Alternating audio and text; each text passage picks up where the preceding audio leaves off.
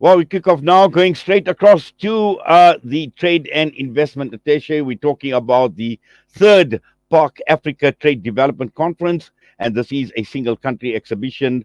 And we are now joined by Humaira Israr. Humaira, Assalamu alaikum wa rahmatullahi wa barakatuh, and welcome. Alaikum assalam. Thank you, Mr. Inayat. Thank you so much. Yes, we wonderful you're able to join us, and we trust and hope you're going to have a wonderful Jummah, a good Friday, inshallah. But looking at this third PARC Africa Trade Development Conference, now we know, Pakistan has quite close ties, I would say, with South Africa as well. We've got a lot of people from Pakistan in South Africa, and looking at this relationship, strengthening it, and not only South Africa, looking at Africa, because this is what this trade development conference and exhibition is all about. It is not only about South Africa, it's about Africa. Yes, sir. Thank you, Inayat Saab. You are actually very right. The government of Pakistan launched a policy in 2017, Look Africa policy, as you worded. And the purpose of it was to encourage manufacturers, investors, exporters, importers to look beyond the typical and traditional market of the government of Pakistan, which are Northern Europe, Northern America, Europe, and Middle East and East. So the government of Pakistan is encouraging the investors, the manufacturers, importers and exporters, and all the business community to look beyond the traditional market frontiers and to look into Africa. So in this regard, we did the first conference in Kenya 2020. The second was conducted in Lagos 2021. And for the third time, we are coming to South Africa. So we'll be doing across Africa, inshallah. And we want to strengthen our ties with our African brothers. And we want to, take mutually beneficial and develop those ties with our African country brothers. Yes. Now, just looking at Pakistan, and I'm certain that there is a lot that Pakistan can offer the African continent, and because we know that Pakistan and looking at just business, looking at industry in Pakistan, very, very resourceful, and I'm sure that there is a lot by way of products, by way of a variety of products that Pakistan can actually offer the African continent and South Africa in particular. Yes, sir, you are very right. Actually, sir, our export basket to South Africa, if you look at it, it is not that big, but it is of value-added goods. So we export home textiles, pharma, surgical, cosmetics, these items. All the companies that are coming to the exhibition, there are 140 companies that are coming to the exhibition. So the exhibition is on the 30th November and 1st December. It will be at Senton Convention Center, Exhibition Hall 2, and the hall will be open from 9 to 5. And 140 companies are coming from different sectors. Different sectors include from food, pharmaceutical, surgical, sports, steels and cables, two-wheelers, to tire manufacturers, auto part manufacturers, tractor manufacturers. So yeah, Pakistan, there is a huge variety of good manufacturers that are coming. You may not know, or maybe your audience knows that Al Rahala this year, that we will be seeing being used in the FIFA 2022 in Qatar is being manufactured in Pakistan. And yeah, the cricket set manufacturers are also coming. So we are also going to the finals of the T20 World Cup. Well, certainly, Good times. I know. I'm sure you're very, very proud, and I'm actually proud of it because I've been a Pakistan cricket fan for a very, very long time now, Humaira.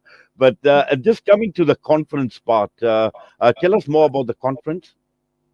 Okay, so the conference, our trade minister, Naveed Qamar, he is our leader who will be leading the whole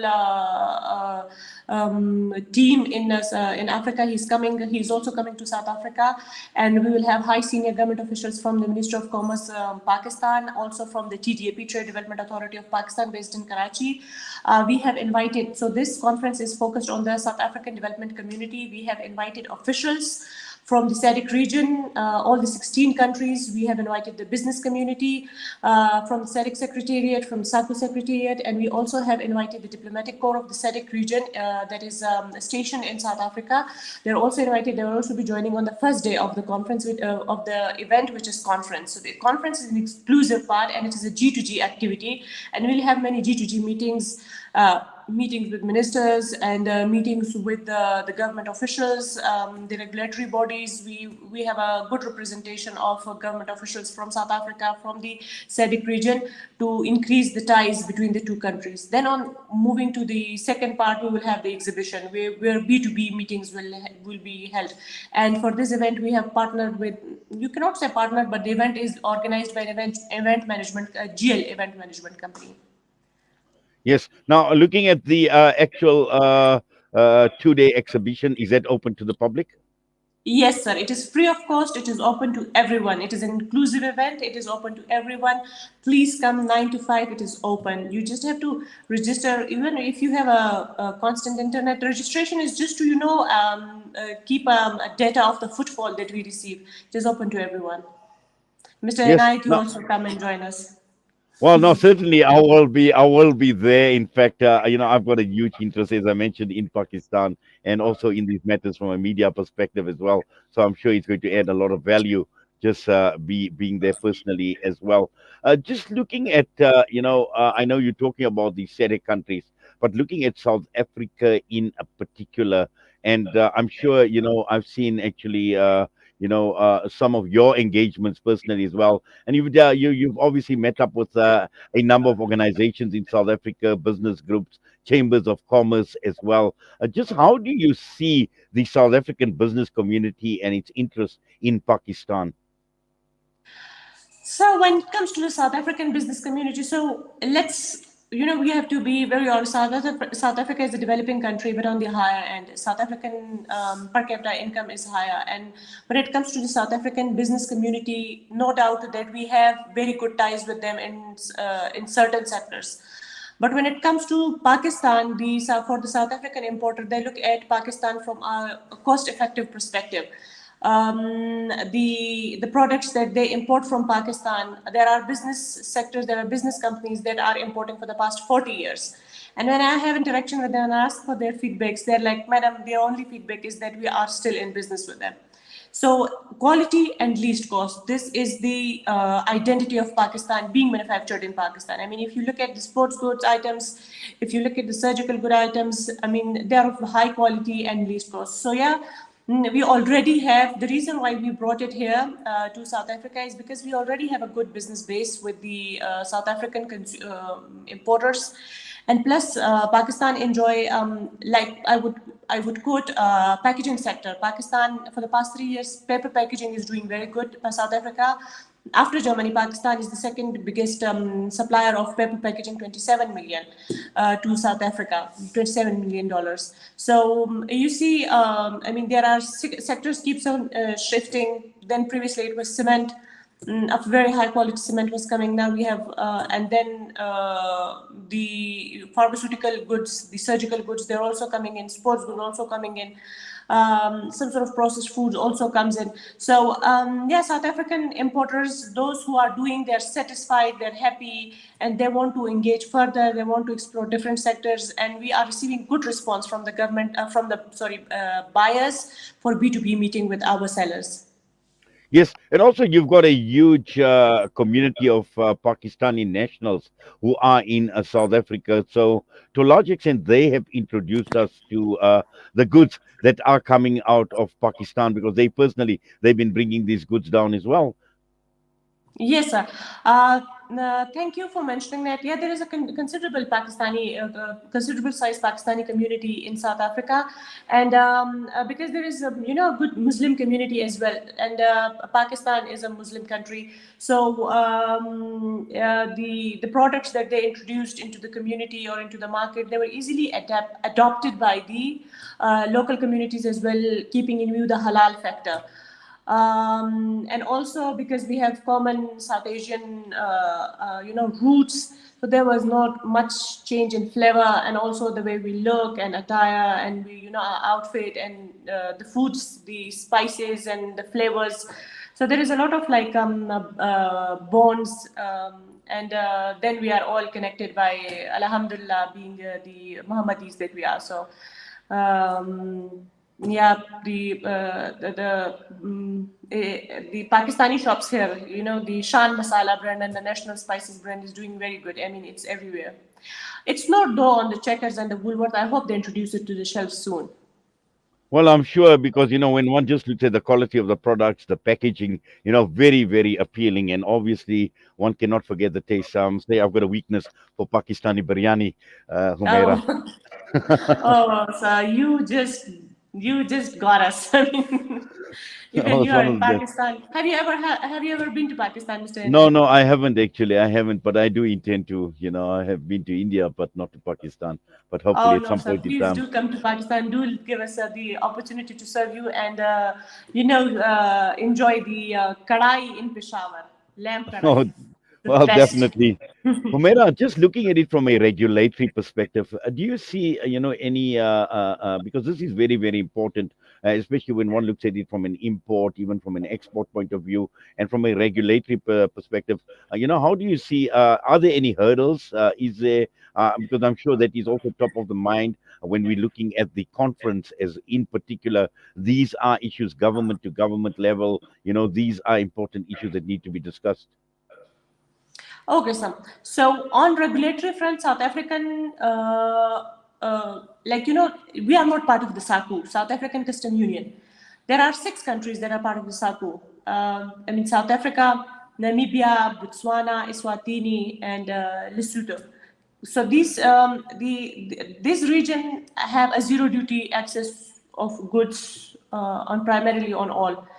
But when it comes to Pakistan, Pakistan faces the duties in competition with all the rest of the world, like on MFN basis. The regulatory perspective, if you look at certain sectors, South Africa has duties on, certain sectors, South Africa does not have any duties on. And that is pretty much equal for all. We are doing it on level playing field with everyone, like the rest of the rest of the manufacturers. Of course, some countries like South Africa has a free trade agreement with the European Union, so their goods come at preferred duty rates. But ours are, but still, Pakistani, if I talk about the cement was coming and cement was doing very well. Cement has zero duty in South Africa, but Pakistan got an anti-dumping duty. And now the lowest that Pakistani cement is 25%. So that is the only item that has an anti-dumping duty. But beside the rest, they are fine. Like you would see surgical items at 0%. Then you would see tires, no duty. So all the products that has no duty, Pakistani also all, enjoy this. But when you look at the fresh produce, like mangoes or let's suppose watermelon or citruses, they are not allowed. For that, you have to have a market access. We are in the process of market access for mangoes, and we are just there. But still, we do not have the market access for that. And you also need market access for meat products, meat and meat related products, which also includes like the halal gelatin and everything. So we do not have market access in that. But beside this, all these manufactured items like tractor parts, agriculture related machinery also have zero duty on them. And by the way, our tractors are doing very well in this region. Our tractor sale has increased. We have assembling plant recently established in Angola, and the same company is also coming. I have encouraged them. I fixed their meetings with very senior officials, encouraging them to bring one of the assembling plants to South Africa. And the name is Miller Tractors, and they are doing very well. Their sales are doing very well in South Africa. They supply to South Africa, they supply to Swatini, they supply to Namibia, they supply to Botswana. Now they're in Angola, and they will be covering the region. So, the tire manufacturers are also there, and the pharma manufacturer, keeping in with the pharmaceutical import of South Africa, Pakistani pharmaceutical manufacturer also, provide a competitive price to the consumer. So yeah, packaging sector is also coming. Steel cable sector is also coming. IT sector is the only in the services that is also coming. Well, definitely, and also looking at some of the other opportunities, and I noticed when watching Pakistan cricket, they normally showcase, some of the industries, the types of products, and I know things like home appliances, which is another Yes. big market as well. Solar products, and our problem here in South Africa with load shedding, and I'm sure Pakistan also has got energy problems as well. But Yes, that sir. is a problem. But these are areas of opportunity as well. Yes, sir. Yes, sir. You are very right. Our fans, we do not make plastic fans. Our fans are, everything that is meant. So Pakistan is not a plastic economy. If you look at it, Pakistan is very durable and very sturdy and quality products, and that too at affordable prices. Pakistani fan manufacturers are also coming. Home appliances product companies are also coming, as you rightly pointed out. I mean, these companies are coming, and we hope that they, our South African buyers, the importers, distributor, they find best, they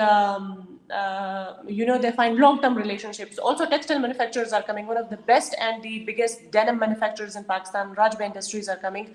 They supply to big houses like Zara and H&M. So they're coming. Textile, Al Karam is one of the big name in textile in Pakistan, and they're also coming to South Africa for home textiles, to exhibit their textiles only, because the ready-made garments have a pretty high duty in South Africa, and plus they do not manufacture the high-end fashion that the South African market requires, but they manufacture the household and the textile items which are in largest supply. To our largest export to South Africa is textile, which is around over 64 to 7. It is around 64 to 70 million per annum, $1 million. So yeah, these sectors are also coming.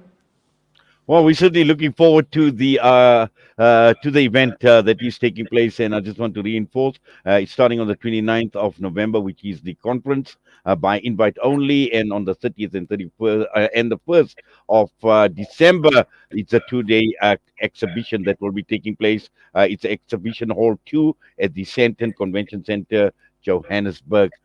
Humaira, as always, we thank you. We say Jazakallah to you for your time and for unpacking what you have and unpacking the third Park Africa Trade Development Conference. All the best to you. And yes, looking forward to being at the event. Thank you, Mr. Anayat. Looking forward to meet you there. Inshallah. Assalamu alaikum wa rahmatullahi wa barakatuh. Walaikum assalam. Walaikum assalam. Enjoy Jummah. Humaira Israr joining us, and she is the Trade and Investment Attaché and highlighting the third Pakistan Africa Trade Development Conference that is taking place 29th of November, 30th, and the 1st of December.